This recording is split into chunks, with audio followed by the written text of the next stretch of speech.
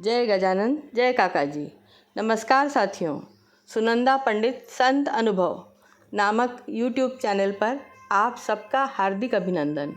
इससे पूर्व कि मैं अनुभव साझा करूं, आपसे नम्र विनंती है कि पसंद आने पर वीडियो को YouTube पर लाइक करें, शेयर करें व चैनल को सब्सक्राइब करें। बेल आइकॉन अवश्य दबाएं, जिससे आने वाले वीडियो के नोटिफिकेशंस आपको मिलते रहें।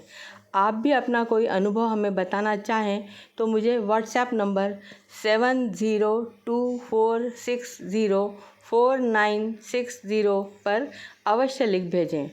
आप अपना कोई अनुभव डिस्क्रिप्शन बॉक्स में दी गई मेल आईडी पर भी हिंदी अथवा मराठी में लिखकर भेज सकते हैं।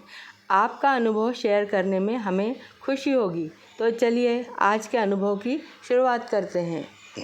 आज मैं आपको मुंबई थाने के निवासी श्री सुनील वागले जी का अनुभव सुनाने जा रही हूँ। वे शेगांव के गजानन महाराज के निस्सिम भक्त हैं।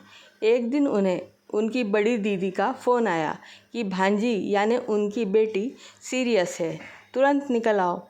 वे कहते हैं मुंबई से नागपुर जाना था। हवाई टिकट पता किया तो कल्पना से अधिक महंगा था। ट्रेन से जाने के लिए दुरंतो का उसी दिन का टिकट उपलब्ध हो गया। हड़बड़ी में था, तुरंत बैग भरकर ट्रेन के समय से पहले शाम 7:30 बजे स्टेशन पहुंचा।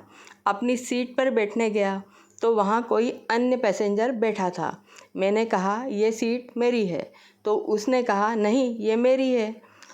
उसने भी अपना टिकट निकालकर दिखाया तो वह सीट नंबर उसका ही था। वैसे ही भांजी का टेंशन, उस पर यह नई समस्या। मैंने परेशान होकर एजेंट को कॉल किया तो वह बोला सर आपका टिकट तो हावड़ा वाली दुरंतो का है। मैं हमेशा ही इस दुरंतो से यात्रा करता हूँ, तो कभी हावड़ा वाली दुरंतो लेने का प्रश्न नहीं था। एजेंट ने मुझे यह बात नहीं बताई थी व मैंने भी हड़बड़ी में देखा नहीं था।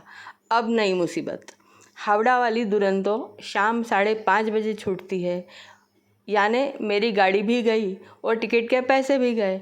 जाना तो अर्जेंट था। मैंने परेशान होकर पुनः एजेंट को फ़ोन किया। वो बोला रुकिए सर देखता हूँ। तब तक मैं गजानन महाराज को प्रार्थना करने लगा। अभी 2 ही मिनट हुए कि उसने मुझे फिर फ़ोन किया और बोला सर वो ट्रेन आज बहुत लेट चल रही है, रात को 11:30 बजे आएगी। मैंने महाराज को प्रणाम करके स्टेशन पर ही रुकने का सोचा। वहाँ वेटिंग रूम्स फुल थी। इतना लंबा समय कहाँ बैठकर निकालूं? यह सोचते हुए प्लेटफॉर्म पर इधर उधर देखा तो एक कैंटीन जैसी जगह पर 50 रुपये में एसी वेटिंग रूम उपलब्ध थी। अब वह समस्या भी सुलझी। उस रात ट्रेन और अधिक लेट आई, इतनी कि दूसरे दिन शाम 6 बजे नागपुर पहुंचा।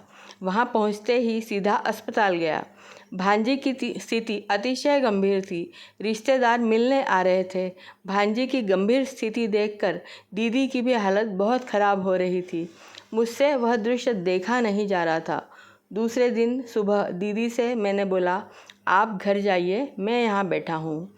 उस दोपहर को डॉक्टर साहब ने मुझे बुलाकर कहा कि भांजी की स्थिति और अधिक गंभीर हो चुकी है।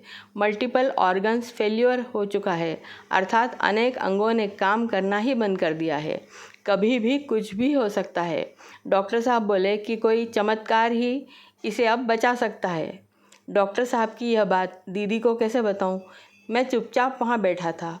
बैठे बैठे गजानन महाराज को प्रार्थना करके बोला महाराज आपने मुझे कभी भी निराश नहीं किया है, कृपा कीजिए, चमत्कार कीजिए महाराज, मैं आपके शरण में हूँ।